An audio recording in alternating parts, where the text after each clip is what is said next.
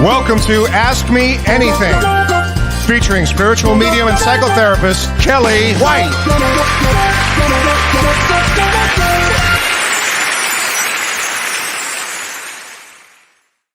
Hi, everybody. I'm spiritual medium and psychotherapist Kellee White, and welcome to Ask Me Anything. And today is June 8th, 2023, and I have a really special guest. I cannot wait to bring on. It's going to be so fun. You're just going to love her. But let me say hi to everybody, and I'm going to do a little astrology. So hi, Bernadette. Hi, Christine. Hi, Angel. Hi, Dee Dee. Hi, Wanda. Hi, Sarah. Hi, Nettie from Halifax. We were just talking about Canada. Hi, Ruth. Thank you, Ruth. Hi, Renee Hounsel. Yes, the energy is otherworldly the last 3 days, right? I mean, and anybody on the East Coast, wow. Hi, Dawn. Hi, Allison. Hi, Marge. Hi, Angel Light. Hi, Vicki. And Vicki knows who our special guest is. Hi, Tracy. Hi, Tom. Hi, Linda. Hi, Lori Counts. Hi, Darlene. Hi, everybody. Hi, Linda, Jeanette, and Amy. So welcome. I'm so glad you guys are here because we have a really special guest tonight, and it's going to be wonderful. But I thought before we would go on, I'd talk a little bit about the astrology. Yes, this week has been friggin' crazy, I think. I think the energy's been very, very intense, and kind of crazy making. So, and I'm so sorry for the people on the East Coast, New York, Pennsylvania, all the way down. I'm so sorry for the air. It's got to be a horrible place to be right now. And please take care of yourselves, everybody. That's a really rough situation. And there's a lot of astrology going on, but I'm going to be really brief today, and then I'll get more of it on Monday's show with James.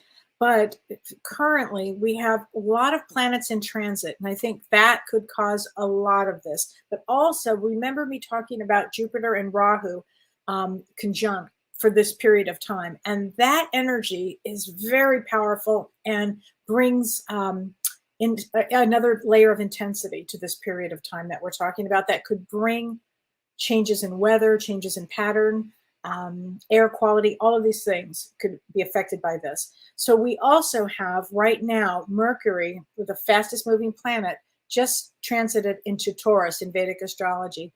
And for that is actually what I would say is a good thing, because it means increased creativity. It means focus. It means it's a good time to start something. Now, having said that, we also have a situation that's coming up, and that might be some of this energy that we're already feeling, because on June 17th, Saturn, the planet of karma, the planet of health and work, it goes retrograde in Aquarius. And that's going to be a very challenging time. And I suspect some of this energy that we're feeling now is that because when Saturn when it goes retrograde, before it goes retrograde, it slows really down, slows down. And I think that's what's happening right now to cause a lot of these issues in the air, in the world. So during this period of time, Saturn being retrograde, and it will be retrograde till the beginning of November. So this is going to be a very challenging time. It's the planet of truth. And interesting enough, my guest is, we're going to be talking about truth with her books that she's written. But I thought that was interesting, Kathy, if you're listening. And so Saturn makes us face our lives. It makes us face our truth, our experiences. What do we need to fix, heal, to grow, and to change? So this is what I'm going to say comes up mid-June, and I think we're already actually feeling a lot of this energy. It's still it'll be an intense, as I said earlier, I said, if you can imagine this, the second half I think is way more challenging than the first half, and this is not a piece of cake. So I think we have a lot of things that are challenging this month, a lot. So anyway, so now what I want to do is I want to talk to you about my guests. So I have a really special guest on, and I have to tell you, I have known our guest, Kathy is her name. I've known Dr. Kathy Forti. I've known her for many, many years. And Kathy is one of the most interesting people I have ever met. She's can talk in great detail about a number of things. And every time I am with Kathy, I always learn so much, and it's always an interesting road to go on. But let me tell you about Kathy. She's the author of a newly released Truth trilogy series. So Kathy, the fact that Saturn's going retrograde with this series, for you, that's a good thing. And it's called Stacks, the Library of Truth. And it's a 3-part series. Stacks, Awakening Truth, and Stacks, Truth Will Set You Free. And it's a sci-fi thriller, which takes place in Washington, D.C. at the Library of Congress, where a library employee accidentally opens up an interdimensional portal into a library within a library where all the truth is stored. So prior to Kathy penning novels, she was a clinical psychologist with over 30 years of experience in the mental health field. And her knowledge of psychopathology adds unusual character depth to her stories. And I'm always talking about the sociopath, borderline psychopaths. So, I mean, her knowledge is unbelievable. And there was a direct result of her own near-death experience. Kathy had a near-death experience in 2003, and her heart stopped. And Kathy became very creative as a result of this. And this led to the development of this, how do I explain this? She'll explain this, called Trinfinity8 and Ascension11, which is an energetic software technology that's now used by holistic practitioners worldwide. And I've used it, and it's amazing. So I could go on and on with Kathy because her background is amazing. And she currently lives in Maui right now, Maui, Hawaii. So please let me welcome Dr. Kathy Forti to Ask Me Anything. Hi, Kathy. Welcome. Hello, my good friend Kelly. Oh my God, we go way Aloha back from Maui. Oh my gosh, I remember when we both lived in Los Angeles, and one day you came over and you went to see me, and you said, "I'm moving." I said, "Oh my God, I'm moving too." Do you remember that? We were both like, I had no idea you were moving, and you As I said, I had a dream, and the dream said, "You will be leaving California." And I said, Right. "Well, where am I going?" And they said, "Prescott, Arizona." And I'd never been there, didn't know anybody there, but it was like a 6 months heads up before COVID. And so I wrote out COVID in Arizona, and I started writing books. So Wow. Go figure. Go figure. So Right. Where should we start? Because your background is so amazing. I didn't even mention this, but you also have led many, many tours to Egypt. I mean, I would say that you're an Egyptologist at this point. Not the traditional, but the mystery school stuff. And I had a lot of past lives there, and interacted quite personally with some people that, I mean, I was no bigwig. I just kept being a priest all the time, but I was like 1 degree of separation from the royalty. And so I got to see on the front lines a lot of things that were going on. So when I went back there, all my memory banks really opened up, not all at once, but I don't know if I told you, I had a really profound experience for the first time with 3 other people by ourselves in the King's Chamber. I just laid down in the sarcophagus, and I started, toning, because it's such a wonderful sound chamber. Nobody told me to do this. And the next thing I saw in my mind the lid closing over the pyramid. Now, there is no real lid there in real life. And that second, I'm buried alive. And my guides had said, "You know what to do." And I found I did know what to do. I immediately slowed down my breathing, and I felt myself lift out of my body. And in my mind, a shaft opened in the sarcophagus, and I found myself traveling down through the pyramid, and saw water tunnels underneath there. Saw what looked like the remains of an old ancient city underneath even that. And so that, and then I kind of went out into the Sphinx and saw the tunnels under there. And I shot out the top of the head of the Sphinx, not knowing there really is a hole on the top of the head of the Sphinx. And then somebody leaned over the sarcophagus and said to me, "Are you done in there yet?" And immediately went back into my physical body and shut down the whole experience. But that told me, I've got to get down there and find those water tunnels. So would you describe that as that you were astral projected? Yes, Okay. yes. Just so And for people who wouldn't understand what was happening. Yeah. yeah, I know it was not a body of experience. And I talked with some of my guys in Egypt and I said, I know there's water tunnels down there. Now they didn't know there was water tunnels down there. So I said, I don't care how much it costs. I want to get down there. And so they started negotiating with, the head of the Giza Plateau and Antiquities. And they said, no. And who is this girl? And how does she know about these tunnels? And I could feel that people were checking me out from a distance. And, so I acted all benign and everything like that, no, nothing to see here. Just a, silly little girl who wants to pay for seeing some stupid water tunnels. And we finally came to, we negotiated and came to a price. Everything is negotiable in Egypt.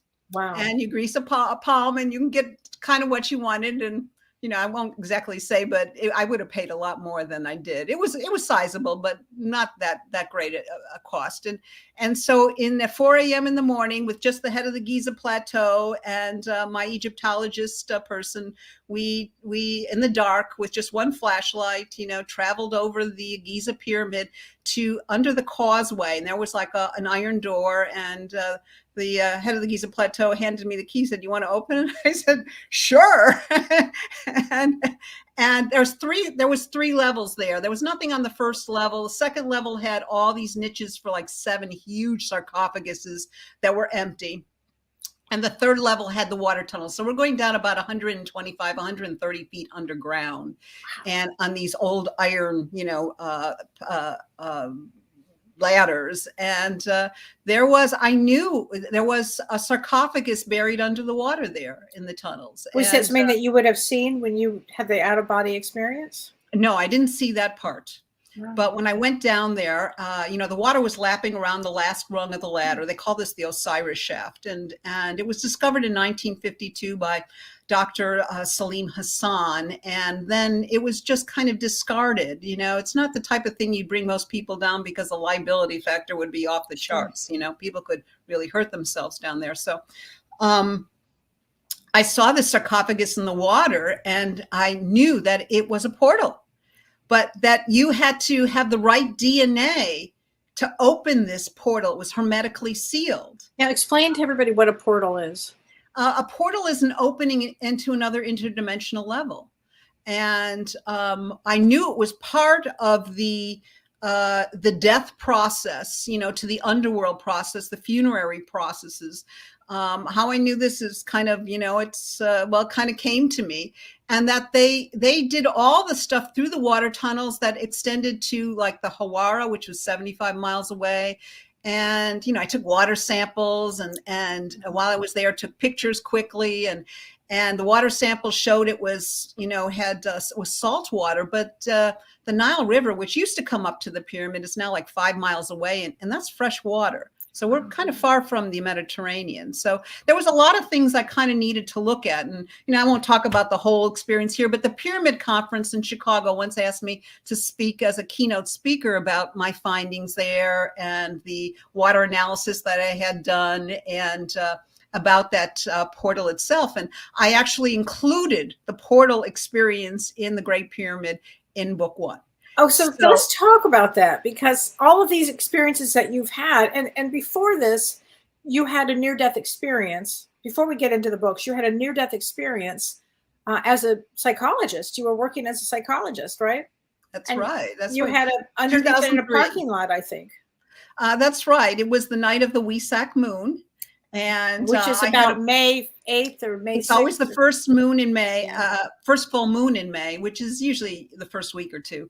Yeah. And it signifies, which I didn't know, but I happened to have my last client of the day was a Buddhist nun. And she said, she told me it was the night of the Wesak moon. And I said, "Oh, what's that?" She goes, "Well, it symbolizes the day Buddha was born, the day he became enlightened, and the day he died.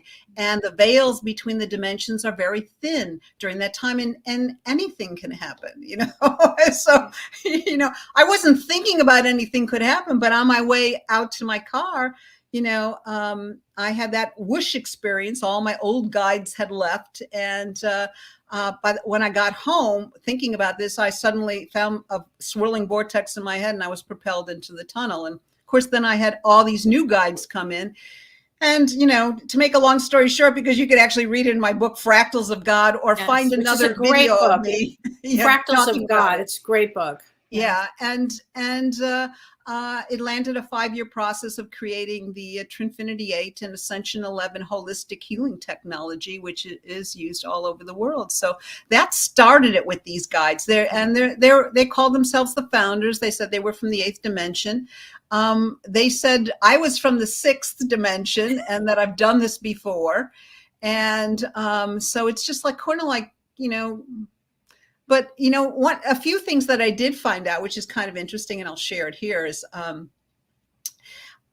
even though I was in the tunnel and they stopped me before I could go into the light, and later I said, why didn't I get to go into the light and see all that beautiful God stuff and everything everybody else says? And they said, well, some people need more convincing than others, and this wasn't the purpose why we brought you in there. And the other reason I found out later was that they did not want me to go into the light.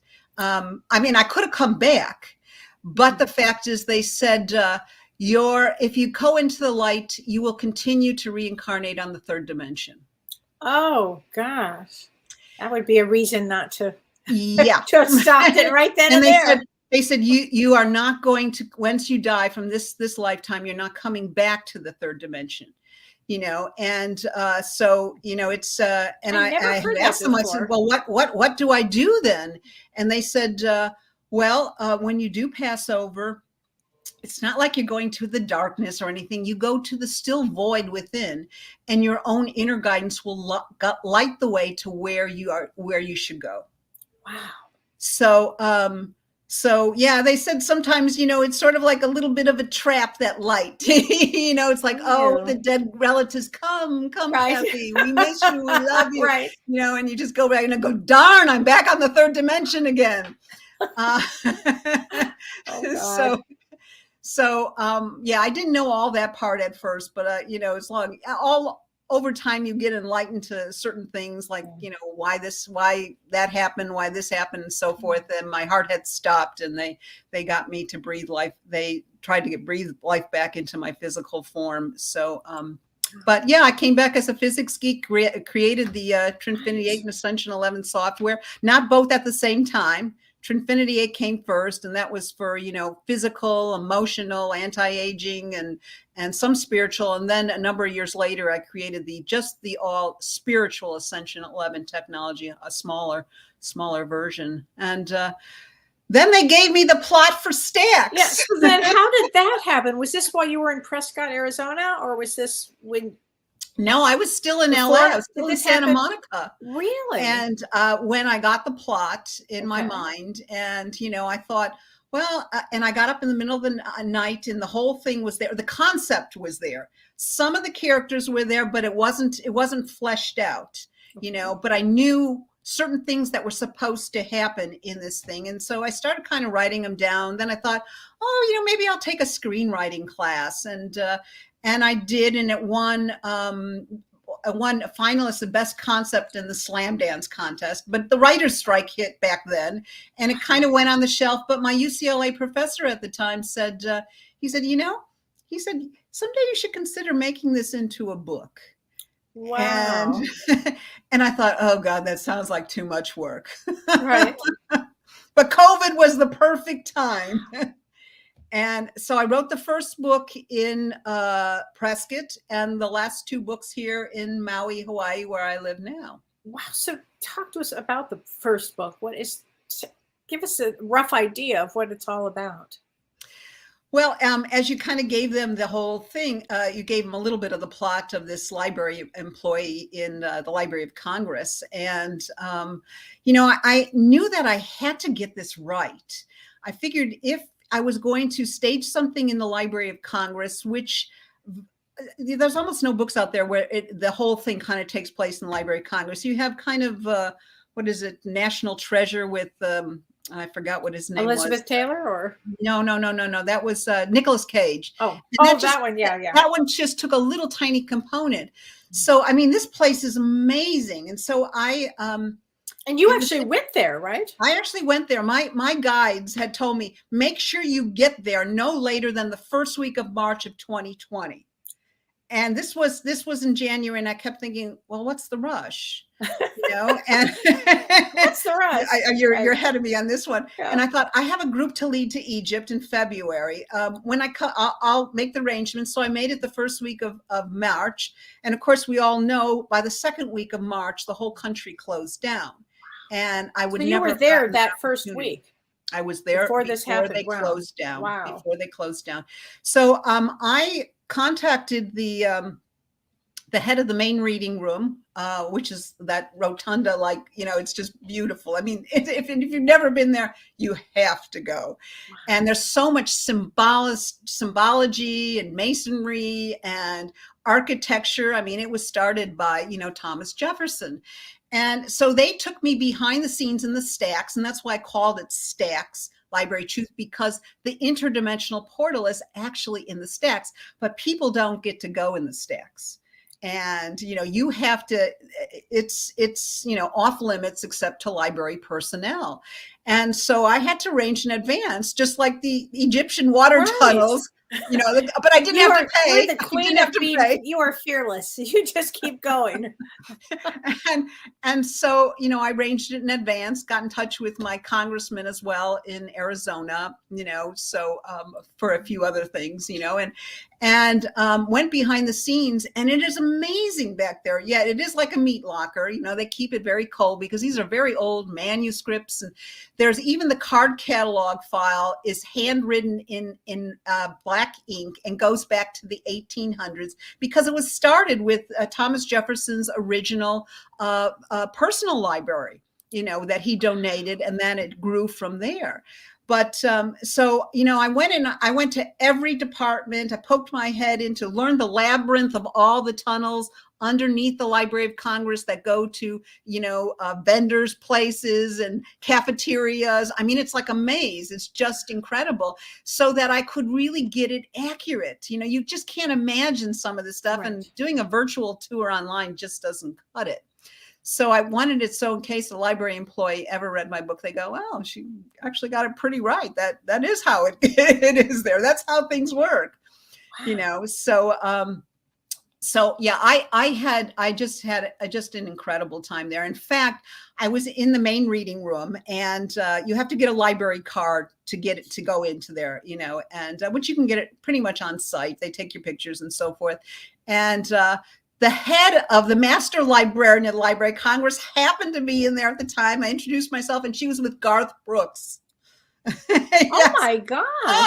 What was he just on tour in the library? He was doing something for the library, some talk or so. I don't remember what exactly it was about. He was in DC on a few things, and he came through, and of course you can't miss him with the cowboy hat and everything. I knew who he was, even though I'm not really a country western, a fanatic or anything. But he said hi. He was very nice. And so I decided to write a part of the first chapter in the main reading room. Wow. And to get the feel of it, soak up the ambiance and everything else. And as I'm writing it, I look up on the wall, and there's this beautiful, huge clock that's very ornate. It's got Father Time on it. It's gold. It's huge. It's right on the wall, but it's not keeping good time. I mean, it's way behind time. And I kept thinking, in a library like this, they should be winding their clocks. What's the story? So I did ask one of the librarians, and she goes, "Oh, that clock never worked." So I wove it into the story, why it never worked, and it was a key point as well. So I won't give away, these type of things. But, some of the things in there, I really did thought, this is great. I can make it as realistic as possible. And the characters, I mean, Zach Eldridge is, he's like a trust fund baby, but he's got acquired savant syndrome with synesthesia. What is synesthesia? Synesthesia. Okay, I'll explain that in a minute. Acquired savant syndrome usually comes from, if you're not born with it, usually there's some type of head injury. And in his case, he was hit with a little league at 7 years old with a ball, and it rewired his brain differently. And because of that, he became a math savant. And with the synesthesia, he could see numbers in everything. He could see pieces of pizza had numbers. He could see people had numbers. He could tell if the people were good or bad by the numbers sometimes around them or the pattern of numbers. Now, if I go back in your history, didn't you have a situation with numbers? Well, I had to learn mathematical algorithms to do my software, and I was not a math, I was not a math savant by any means. In fact, as I told many people, math was my worst subject in school. So I thought, I wonder what it would be like being in a situation where you can learn, 10 different programming languages in a short time. You can learn Sanskrit overnight, because Sanskrit, even the language of Sanskrit, is very methodical like math. Wow. And so he goes in there, and I don't want to tell the whole story, but he's summoned to the library to Washington, D.C. by his old friend of his, who is the master librarian. He gets there to only find out he's dead. And he knows that he's been murdered, and he really hasn't suicided himself. And so this starts a whole thing of, and this person wanted him to come because he was an expert in dealing with black holes. And now libraries have black holes all the time. Books get mismarked, misshelved, and at any time, 10% of your library or more could go missing, and nobody knows where it's at. Oh my gosh. And especially if there's some really interesting stuff that is supposed to be available and is suddenly lost. Wow. And so where does it all go? Right. Yeah. Wow. Kim Ann Snodgrass says, in the USA TV show The Librarians, there is a female character with synesthesia. She said, I don't know how to spell it, but please forgive me. No, Have you heard of this show? I don't know the show. Yeah, that was a long time ago. They're looking for ancient artifacts in that show. And that was with, I think, Noah Wiley or so forth like that. And it wasn't the Library of Congress. It was just, libraries in general. I don't know. I didn't watch the whole show. And there's different types of synesthesia. Some people, if you've ever read the book, Oliver Sacks books, people, the man who mistook his wife for a hat, and some people see colors around, musical symbols around, or they see when you play music, they'll see colors or so forth. And if you ask two people who both have the synesthesia, maybe with color or music, they'll both tell you they see it differently. It's not like they're not agreeable that, okay, no, it's orange. Definitely it's orange or something like that. So did your psychological background help with the characters then? Yes, because I wanted to make them all really believable. They all had foibles, so that they'd have a character arc. The Deep Throat television reporter, Kellee Cavallari, is a recovered alcoholic. And, she's trying to resurrect her career, even though people don't always listen to her because of the fact that she didn't get all her facts straight because she was drinking too much before, Mm-hmm. And then we have, there's this beautiful docent that he kind of falls in love with at the Library of Congress. And she's been under a domineering father her whole life and is trying to make a name for herself. And, in the meantime, there's this whole, there's a secret society that has been kind of like the Illuminati, has been controlling this Library of Truth and mankind for, centuries, decades, maybe since the beginning of time, well, all we know. And,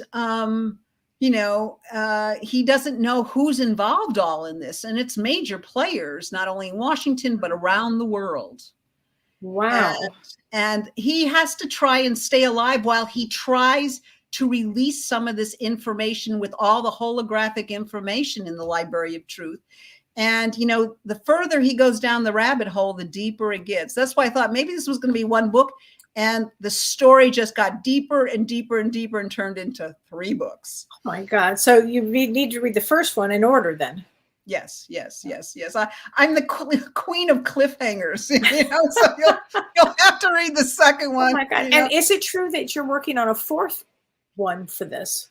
Well, yes, it was funny because Kellee knows this person too. Her name is Karen Glass. She's a medium as well. And I've known Karen. She lives now in Maui here, and I've known her for a while. And, I was just talking to her one day, and she all of a sudden says, I see there's going to be a 4th book. And I said, no. There's only enough information for 3 books. And she goes, no, I'm seeing a 4th book. And so, I kind of forgot about it. And then one day I'm driving down Pi'ilani Highway. That's the main stretch through Maui here. And I wasn't thinking about the books, but all of a sudden, the whole 4th book, the idea came into my head. And it's little Izzy, the psychic child that was 7 years old in the other 3 books, grown up. Oh my God. And a real force to be reckoned with. And she's already, has incredible psychic powers in growing up and sees things. I kind of took it. I knew this one kid, a good friend of mine, and her son, who is autistic, would see black and red around people if they were bad, or if they had attachments or entities. And if they were okay and clear, he'd see rainbows around them. And so little Izzy can not only see that, but a lot more. And so she kind of is Zachary Eldridge's sidekick, the guy with the savant syndrome and synesthesia. And it kind of happens in a very strange, unusual way. And so, yeah, you just have to read and find out for yourself how that all happens. And I'll tell you, while I was writing this book, there were parts where I'm writing and I'm thinking, I don't know where this is really going right now. Am I on the right track here? I mean, always knew where it was going to end. And then all of a sudden, some information piece would come through and I go, oh, that's where you want it to go. How is your process then? Are you sitting thinking about it? Are you just allowing it to come in? Are you asleep when the information comes in? Well, I'm wide awake. I have my information points. I do all my writing at Starbucks. I always have. You always did. No, that's so funny. And you still do. I still do. In fact, at the Starbucks I go to now, I come in the door. They all say, "Hi, Kathy." They get my drink ready and they bring it over to the table. They know I'm writing. And I've given them a couple books, so they know I'm writing. It's like the resident author in Maui here, and so I know that these guides have been giving me information. I mean, there was things that I didn't know were possible, and it would come into my mind, and I'd say, "Really, one can do that?" And say yes, and I, so it was. So these are kind of channel books too, just like my technology, and it's fast moving. Everybody says it's written like a movie script, because how it goes back and forth, and it's not like James Michener with Hawaii, where it takes 15 pages to describe the ocean. Oh yeah. Oh, I do know. I did love that book though. It's a good book, but this is a page turner is what you're saying. Yeah. You don't need all that flowery description. You need some, but you don't need that all. And so and people can get it right now. It's available. All 3 are available now. Oh right? yeah, on Amazon. Yeah, Stack's Library of Truth, or you can look up Kathy J. Forti. And I think Renee, can you put that up? I think you have that up here. Or you can go to the stackslibraryoftruth.com website to get information. Oh, here it is. She's posting it over here. Oh, great. Like that. Yeah, as well. But, it was so much fun doing this. That's why I said, I kind of had that little bit of postpartum depression, and I had to write the 4th book because during the COVID years, that's what I escaped into my world. And in my world, I could kill anybody I wanted. I could make them say anything I wanted, and I could solve the problems of the world where I really couldn't in real life, Yeah. Wow. So I totally indulge myself. Yeah. But it's very exciting stuff. I mean, I've always loved to watch your process. And when you inhale something, you really go into it. I've always said you're not from here, Kathy. I mean, James told me that. James Van Prague told me that once. Remember I had that free reading he did on the ship in Australia. We were in Australia together. My name out of his head, and he goes, "Oh, Kathy Forti, I'm going to give you a reading." Yes, that's right. And he said, "Oh, there was a cast of thousands there when it was ready." He said they were already coming in during a prior thing, and the first thing he said is, "Oh," he says, "I don't know what this means." first of all, he says you're not from this world but I always thought you were an alien. He says, you're from the Melchizedek energy. And he says, you're going to have to find out what that means because I have no idea. And yeah, of course I didn't know what that meant. But yeah, exactly. Everybody's saying it sounds like a great read. And have you given Starbucks a cameo in your books? That's a good question. Did I give them a thank you at the end in the acknowledgments? Or did you even put a little cameo in your books? No. I didn't do the Starbucks in that book. No, they make enough money from everybody. they don't need any new plugs. I mean, if I counted up all the money, that I've spent. I can only imagine. But I don't smoke. I don't drink. I don't do drugs. I don't do coffee. I drink tea, chai tea, and you were a vegan for a long time too. Yeah. Yeah.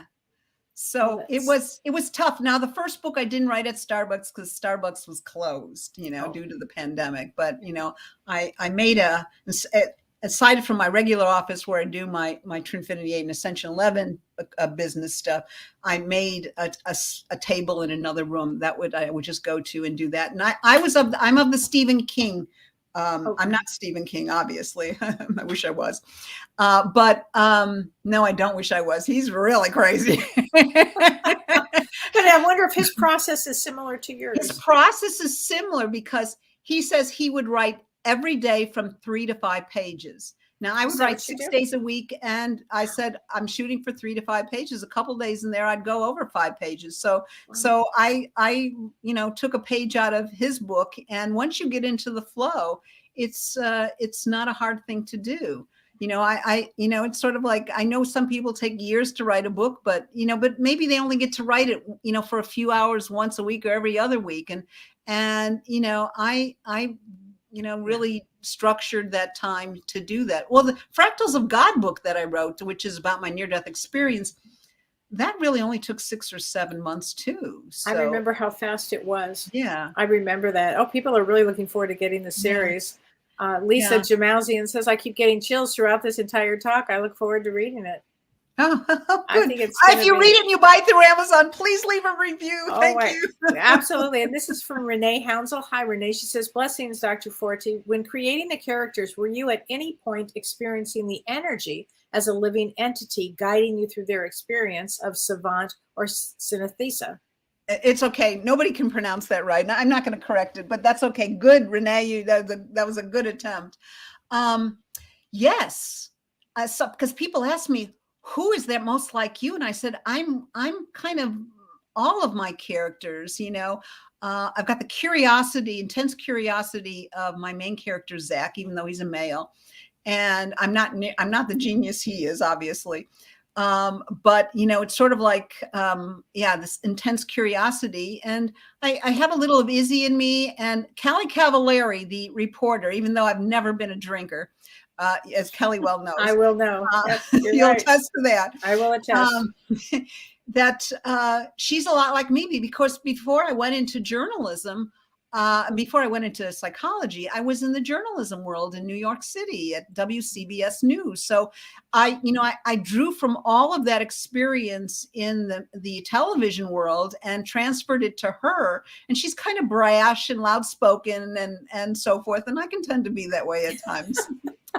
But you know what I've always loved about you, Kathy, is no matter what, you just keep going. You just forge ahead and forge ahead and forge ahead. And you're always doing something really creative and interesting. Well, I'm easily good bored, inspiration. Kellee. Is that what it is? Because you get bored? Wow. Yes. It's sort of like once I've done something, it's sort of like oh, can I do this as well? I mean, I never thought I'd go for my PhD, but I thought, well, why not try it? I'd be the first one in my family that did it. Yeah. And I did find that, the farther I went up as most PhD, the easier it got. That's very true. Yeah, most people don't know that because you're really focused. Yeah. And the professors are a little bit more easier on you because they know you're not there to fool around. Right. So it's real hard. It's really easy to get, A's and things like that and so forth like that. But you love to learn. You also love to learn. I mean, you are a queen of clubs, and I always talk about birthdays. So you're a queen of clubs, which is all about information. Yeah.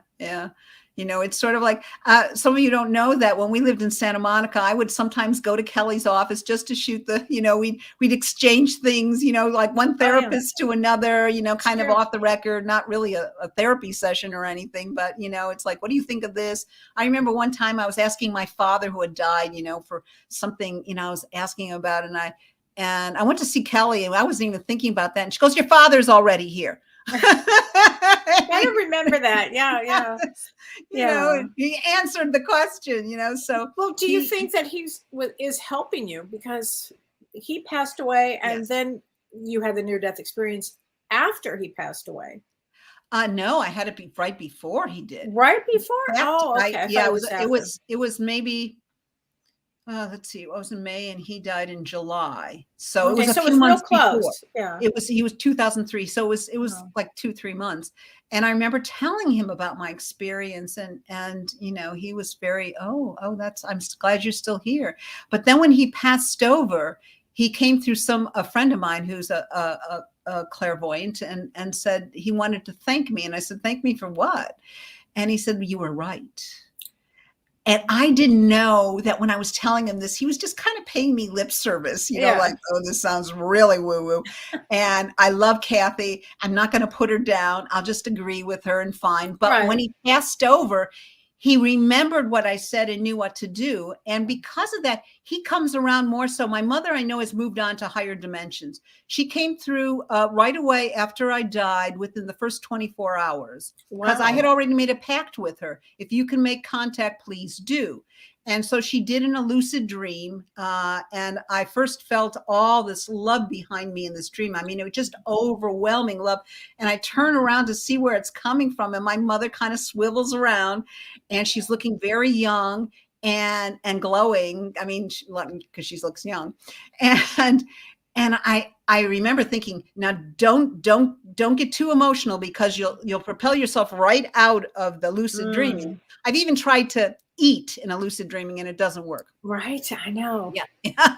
I mean, like a carrot inside a refrigerator and right out, And so I started to ask her, what was that transition experience like? And she was just about to tell me. And then in real life, the phone in the kitchen rang from a cousin who was in another time zone, having just heard my mother had passed the night before. And of course, took me right out of the dream. And my sister says, when I told my sister about my mother coming through, she goes, go back in that bed and go back to sleep. See if you can get her back. Yeah, right. Exactly. That's so funny. That way. It doesn't work that way. So Kim Ann Snodgrass asked, Kathy, I'm curious, since you are in Hawaii, have you ever practiced I never can say this right. Ho'oponopono. I'm not going to say it right. Ho'oponopono. Do you know what that is? The Hawaiian. Like Huna stuff. I mean, did she say Melchizedek after receiving blessing? I was given a promise from Jehovah. That's right. Well, I can go into a whole story of Melchizedek. I probably won't right now because I love Melchizedek. Yes. Love. Yeah. The school of Melchizedek, the cosmic priest to the priests. Yeah.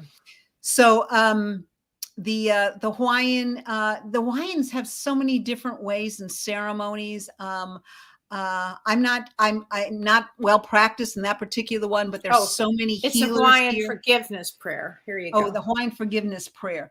I probably heard it, probably didn't realize it was the Hawaiian forgiveness prayer. A lot of the healers that I work with here are not native. There aren't too many real natives left anymore.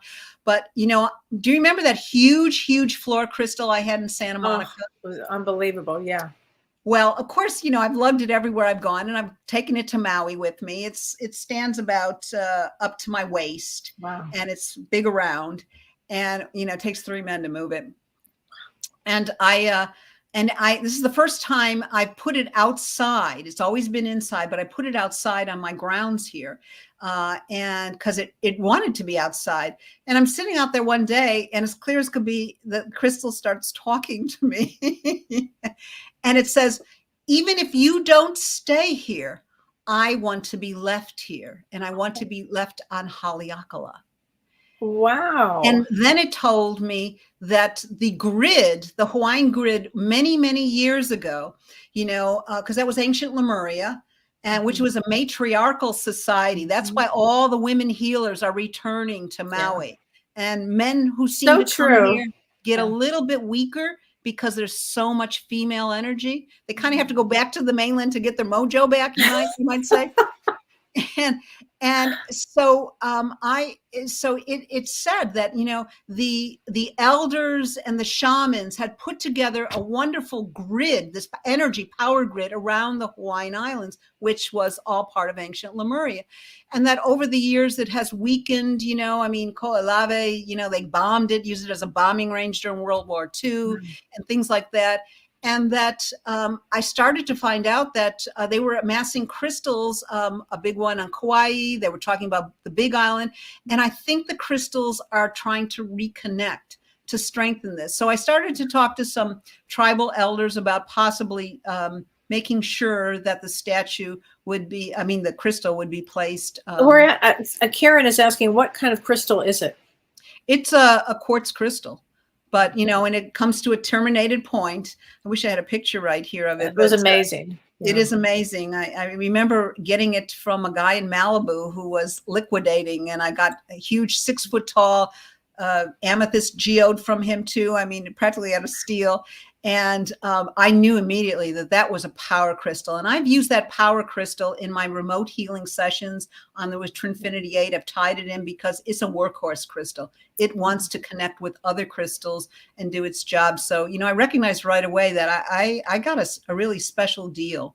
It was only $1,000. Unbelievable, actually, for a crystal of that magnitude. Exactly, I'll take it. I remember saying that to you. Is there any more? Did you have any more? Tell us about your machine, what Trinfinity8 is, because I know people want to know how it's used. I saw that, Nana. Huo'oponoponopono. Yeah. It's hard to pronounce because, first time you get here on this island, you just say, there's only 13 letters in the Hawaiian alphabet and everything's an H or a K or a W. And you can't pronounce anything, but you have to sound out every single vowel. Then I'll never get there. It drives you nuts. Anyway, so the Trinfinity8 is based on mathematical algorithms, not frequencies. In fact, something that they did tell me was that, during Royal Raymond Rife time, the Rife frequency, and I'm sure probably many of you have heard of it, but, there weren't all the frequencies in the world bombarding us at that time when Rife was doing all that experimentation. Now we have 5G cell towers, we have, everything is, so it's not the pure frequency form anymore like Rife's were. So, but math is the universal language of the world, and it speaks to our cells, a consciousness of ourselves in a language it understands because our DNA is mathematically coded. So that was the thing of putting together these mathematical algorithms for thousands of different substances and so forth, that they could be transmitted to the body through pure quartz crystal rods, that you hold in your hands, kind of like the ancient Egyptians did. The pharaohs had 2 rods in their hands, and one was zinc, the other was copper, and they were filled with crystal, and they balanced out the yin and the yang, and the pharaohs never went anywhere without they called them the rods of Ra or the wands of Horus or so forth like that. So this is just kind of the modern day version of that. And, So it also incorporates the science of fractals, and fractals, if you couple that with mathematical algorithms, enhances and strengthens the signal going to the person. And then I used certain tones, solfeggio tones, that had only one frequency to it, that were known to help set up a resonance in the body. And so when I did this, hardly anybody knew about solfeggio. And when somebody works with you or one of your practitioners, it could be to help them through different anything. I've had people even use it to clear houses. I have somebody now on the island here. She's using it in her colonic treatments in her water fills. Wow. And she's getting ready to put out something on that research project she did over, I guess, 200 people, and did a questionnaire and so forth, and how different. They said that it was a much easier colonic. I've also used it here in swimming pools, because I suddenly, when I got here around water, I was really into water. And I thought, well, how can we infuse swimming pools, with water and treatment, so that you could actually go in the pool and get the benefits of it. So I went to a lab that specialized in underwater speakers, and got the whole setup with the amplifier and so forth like that. And my first thing was going out into the ocean, because you can put it in a swimming pool or in the ocean. And I found that when I dropped it, on a rope, of course, I didn't let it go totally into the ocean, and I played the program I Am Love, we suddenly had dolphins coming around. Oh my God. Wow. So, they were curious about, what is this? Because, their sonar can pick it up a long way. I mean, during whale season here, you can stick your head under the water and hear whales that may be 30 miles away. Wow. You can hear their singing and everything else, especially the males. I mean, the males are the ones that sing, because that's their, they come here to mate, and the females come here to mate as well, or to calve. And so I decided I was going to take it into swimming pools. So I lowered it. First of all, I took it out to a Reiki practitioner in Lahaina, and she had my technology, and I said, I want to experiment. Can I use your pool? And she had a saltwater pool. And so before all these people came, her clients came into the pool, I prepped the water just with the I Am Love, and I could feel the water was actually getting warmer. Wow. And we did the pH balance, and it stabilized the pH balance in the pool, which I didn't expect to see that, because at the time I had somebody who knew pools was working in, and they actually did the test. So then I brought the floating platform, which I had 4 crystals in it, which connected to my computer, and the algorithms were streaming into the water. You couldn't submerge the whole crystals, but it was sort of like that, a floating tray that you would use for drinks and something like that. And I did that, and then everybody took those noodles, those water noodles, and they put one under their neck and one under their ankles, so that they could float. Their ears would still be hearing the water in the pool.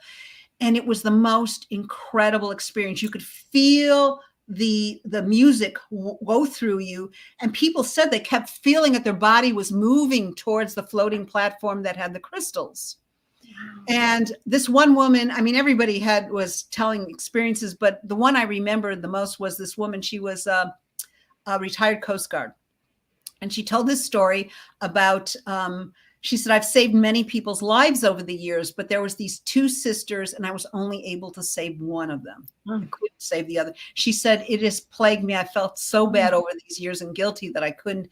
And she said, well, I was floating in the pool, and I was playing, remember, I prepped it with I Am Love, but while they were in the pool, I did I Am Healed. Oh. And she said, the dead sister came to me while I was floating there and thanked me for saving her sister that obviously that lived, because the parents needed that sister more at that time in their life than they would have needed her. And she said, and I just was crying. She said, it was just such a relief. I could feel just letting go of all that stuff I've been carrying around, because she said, I was so close to saving both, but I just couldn't. Wow, Kathy, that's enormous. That's enormous. Yeah, it gives me chills still when I think me too. God. Here's a question from Charlene Miller. She says, as a woman healer, you are obviously an empath. Are you able to separate yourself not to pull in other people's pains? And if so, how do you do that? Well, when I first had my near-death experience, I was going into my sessions and feeling everybody's stuff, their anger, their gunk, and it was not good. And so, that did lead to me eventually retiring my practice and full-time going into developing the Trinfinity8 software. But, now I'm not like, it's sort of like, after a while, you kind of learn to put the filters on. you know, and I'm sure Kellee, you. Oh, I feel the same way. Yeah. Now I don't. But in the beginning, you're just, you know, it's like everything's open. Yeah. Yeah. That's so true. Yeah, you know, but I can still feel certain things, but not necessarily. I mean, if I walked into a whole room of angry people, I would definitely feel that. That's right. Okay. So Lisa Jamalzian says, are there Trinfinity practitioners in South Florida? Yes. And, you know, you can go to info@trinfinity8.com and just ask for somebody. We, you know, we have a practitioners page on that, but we actually took it down because people were kind of mining our, you know, our data from that. And so we said, you know, why don't you just contact info and my office manager, you just tell them where you're from, what zip code, and they'll match you up with somebody. But remember, you can do these sessions remotely as well. You don't need to be in person. That's true. Anne Margaret says, Kathy, can you share why DNA is mathematically coded versus frequency coded? I thought cells talked to each other via frequency vibration. Isn't that resonance? That's a good question, Anne Margaret. Yes. Well, you know, the world is filled with frequency. I'm not totally dismissing that, but the guides had told me that math was a faster route into the cellular structure. And because of the frequencies in our world all around, you know, being bombarded by that. And that's, you know, when I talked about Rife and so forth like that. But, you know, so I know there's a lot of devices out there that focus on frequencies, and I'm not disparaging them or so forth like that. This is what I was taught. And, you know, if it helps you, that's all that matters, you know, whatever mode it comes from. So, crystals talk to each other. That's for sure. That's for sure. And we can feel that vibration and resonance. And that's why it was important that I bring in certain musical tones that were of a specific frequency in the Trinfinity8, because they set up a resonance in the body where they said it made it more conducive for the information to come through. Okay. So it kind of primed, like, you know, oil priming a pump or something, like it set the stage and made it easier. So, so that's how I used frequency, but it was specific. It wasn't, you know, it's sort of like, if I'm using for DNA repair, I'm going to use 524 hertz or something, or, you know, 930. I mean, all those frequencies, the Solfeggio frequencies, if you add them up, there's 9 of them. But if you add up like 5, 2, and 4, that's, did I just say that right? 5, 2, and 4. No, that's not right. 524 hertz, excuse me, which is, and all of them equal 3, 6, or 9. And, you know, Tesla talked about if we only knew the significance of 3, 6, and 9, we'd have the keys to the universe. So multiples of 3s are very important in the energetic world. Wow. Here's a quick question, and then we've got to go. But from Kim Ann, she says, where do you stand on 5G? Is it not healthy for humans? You know, I wish we could get rid of all of it, to be honest. And there's no way of escaping it. I mean, when I lived in Santa Monica, they wanted to put up a cell tower right across the block on these people's, you know, building. And there was kids in there that had cancer. And I remember we all went to the Santa Monica, you know, city council meeting, and they let us just spew our disagreement. And then they said, well, I'm sorry, there's nothing you can do because it's federal law. We can put them wherever we want. And there's not that many in Maui, you know, thank God. But, you know, it's sort of like, you know, they don't always listen to us. Well, they almost never listen to what we think, and especially if it's for one's health. You know, they've always got another solution to it. So I'm sorry about that, but you know, it's kind of hard to, you know, unless you're in a place where there's not going to be much. But if you're in a big city, it's hard to escape it. It really is. So true. Tippy Landa says, fascinating, and you have an amazing mind. Tippy, that is the truth. Tippy. That is the truth. Angela says, what an extraordinary show. Thank you. I mean, really, and Margaret says, thank you. This is, somebody did ask if the Trinfinity8 would produce cymatics. The Ascension11 was with cymatics. I sent an information file to to the somatics lab in England. I didn't tell them was on it. And I just wanted to know if they could make it resonate into, patterns, if what would happen. They came back and they said it had the most complex sacred geometry patterns they'd ever seen. They asked me what it was. And I said it was the algorithm information file for golden light to the pineal gland. Wow. So yeah, we didn't use, we used fractals and Trinfinity8 and cymatics in Ascension11. Wow. I mean, so if anybody wants to find out more information about you, about your books, to order the books, where does everybody go? Renee, can you put that up again? You're on Facebook? Yeah, there's Facebook, or you can go to Amazon, or you can go directly to that website, stackslibrarybooks.com or Trinfinity8.com or Ascension11. But the books, they're primarily on Amazon right now. Ingram Sparks, you can get them through Barnes and Noble, but they're not, posting that. Like most of my sales are all coming through Amazon. And did you say that the first two are on audio? The first one is on audio. The second one, I'm getting ready to have them approve it. It has to go through an approval process on Audible, and it should be out in about another week. And the third one will probably be done for that book come September. Wow. Well, Kathy, you're fascinating. And thank you so much for being on our show tonight. And everybody, on Monday, James and I are going to be talking about families. So get ready, because we're going to be talking about families, all the dysfunction that goes on spiritually with a family, and what happens when you're here on Earth. So thank you, Kathy, for being my guest today. And I will see everybody on next Monday. Take care. You've been listening to Ask Me Anything, featuring spiritual medium and psychotherapist Kellee White.